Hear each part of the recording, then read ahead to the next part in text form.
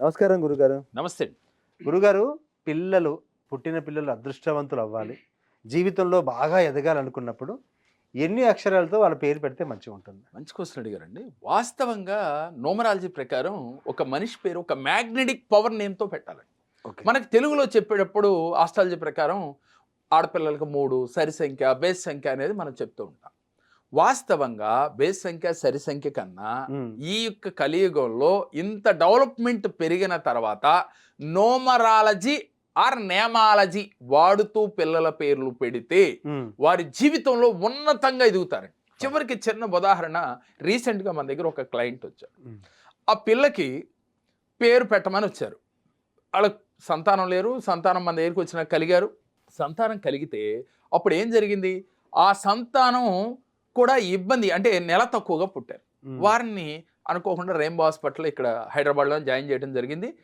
దానికి అనేకమైనంత డబ్బు అని చెప్పడానికి లేదు, రోజుకు 1,00,000 నుంచి 1,50,000 వరకు వెచ్చించాల్సి వచ్చింది. ఆయన దగ్గర అంత స్తోమత లేదు. సరే, ఎలా అయితే భగవంతుడి సంకల్పంతో ఆ బేబీస్ని బయటికి తీసుకొచ్చే ప్రయాణంలో మన పేరు పెట్టమని వచ్చారు. అప్పుడు అక్షయ చంద్రిక అనే ఒక నామకరణం చేశాం.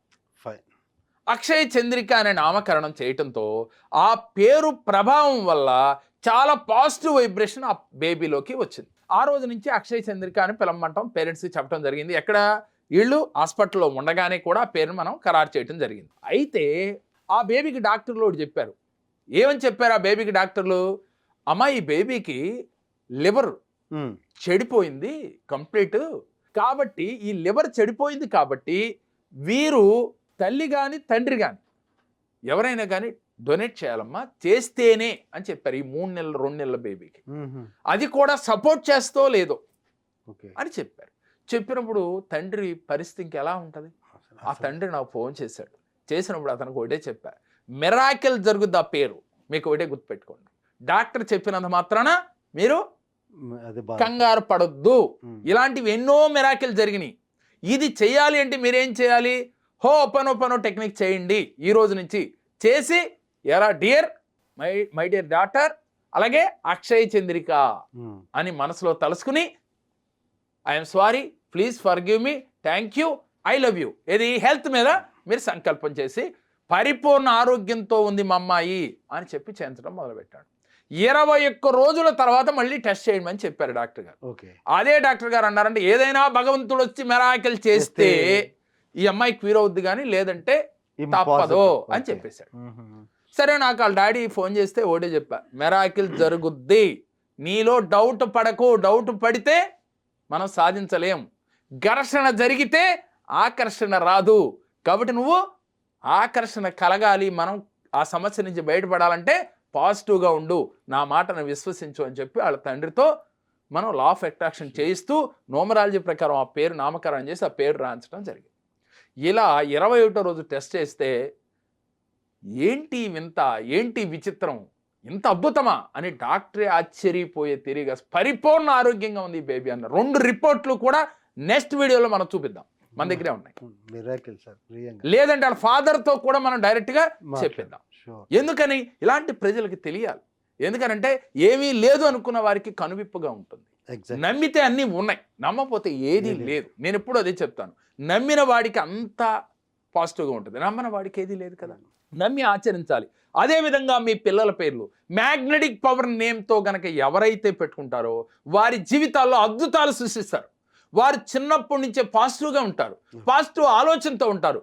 లా ఆఫ్ అట్రాక్షన్ని చిన్నప్పటి నుంచి వాళ్ళు అవలంబిస్తారు. లా ఆఫ్ అట్రాక్షన్ అంటే ఏంటి? ఆకర్షణ సిద్ధాంతం. ఈ ఆకర్షణ సిద్ధాంతం ఎక్కడొచ్చింది?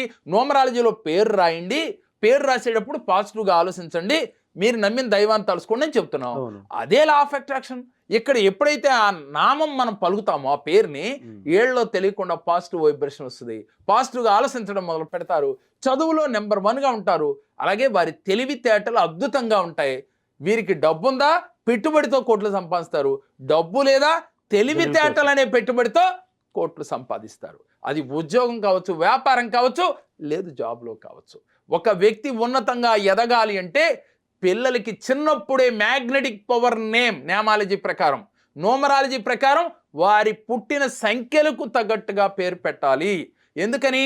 సంఖ్యల జీవితాన్ని అంకెలే సవరిస్తాయి.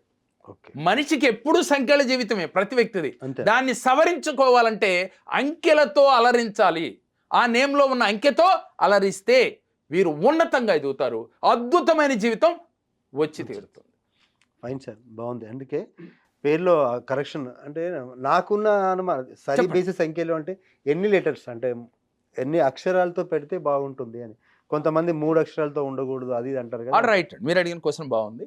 వాస్తవంగా అవన్నీ 100% కరెక్ట్ కాదు సార్. Okay, fine. ఒకే మొక్కలో చెప్పాలి అంటే నేను చెప్పిన మీలో డౌట్ క్రియేట్ చేసి ఆకర్షణ అనే సిద్ధాంతాన్ని వాడుతున్నానని లెక్క. ఓకే. వాస్తవంగా ఒకటి మాత్రం వాస్తవం, మ్యాగ్నెటిక్ పవర్ నేమ్, ఆ పేరు పలకగానే వైబ్రేషన్ ఉండాలి. ఓకే. ఎన్టీఆర్, ఏఎన్ఆర్, కేసీఆర్, కేటీఆర్, చూడండి ఇలా కొన్ని పేర్లు చూడండి, అవి పలికితేనే వైబ్రేషన్స్ వస్తాయి. అవును. మనం కావాలని వాళ్ళకి పెట్టలేదు. ఏ జన్మలో వాళ్ళు చేసుకునే యొక్క పూర్వజన్మ సుకృతమో తెలియకుండా కలిసి వచ్చింది. ఆ నేమ్ కలిసి వచ్చింది. మనకు సినిమా యాక్టర్లు కూడా చూడండి, కొన్ని పేర్లకి ఒక పాజిటివ్ వైబ్రేషన్స్ ఉంటాయి. అవును. అలానే అదే పేరు మనం పెట్టుకుంటే కలవదు. ఎందుకని? ఆ నెంబర్కి మన డేట్ ఆఫ్ బర్త్లో ఉన్న నెంబర్ మ్యాచ్ కావాలి. అప్పుడు మాత్రమే ఇది మన పాజిటివ్ వైబ్రేషన్స్ ఇస్తుంది. ఓకే. లెటర్ ఇన్ని అంకెల్లో పెట్టాలనేది ఏమీ లేదు. పాజిటివ్గా ఉండాలి. మీరు పుట్టిన డేట్ ఆఫ్ బర్త్కి మ్యాచ్ అయ్యి ఉండాలి. మ్యాచ్ అయి ఉండాలి. ఓకే. ఇంకో అనుమానం, మామూలుగా మన పేరులో లక్ ఉంది అని మనకి ఎలా తెలుస్తుంది? తెలుసుకోవడం ఎలా?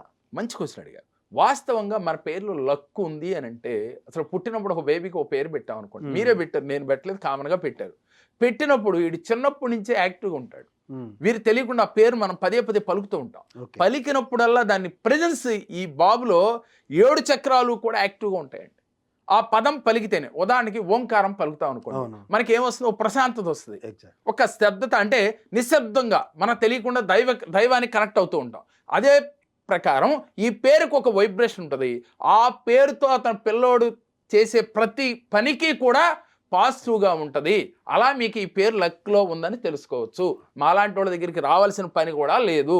ఎప్పుడైతే ఈ పిల్లోడు తెలియకుండా ఆ పేరు పెట్టిన కాడి నుంచి కూడా డల్గా ఉండటం, ఆరోగ్యపరంగా ఇబ్బందులు కలగటం, అలాగే కొంచెం ఎక్కువగా జనాలతో కలవకపోవటం, ఇలాంటివన్నీ జరుగుతూ ఉంటాయండి. అప్పుడు మాత్రం నేమ్ కరెక్షన్ తీసుకుంటే మళ్ళీ పాజిటివ్ వైబ్రేషన్లోకి వస్తాడు. పుట్టుకతో ప్రతి ఒక్కరూ అదృష్టవంతులేనండి. 100కి 100% వీడు దురదృష్టవంతుడు అనటానికి లేదు. కాకపోతే పూర్వజన్మ కర్మ సత్కర్మ యొక్క ప్రతిఫలంగా అటు ఇటు ఉండొచ్చు, కానీ ప్రతి వ్యక్తి పుట్టుకతో అదృష్టవంతుడే. వాడిని ఇంకా అదృష్టవంతుడిగా చేయాలంటే మ్యాగ్నెటిక్ పవర్లో మనం పేరు పెట్టాలి.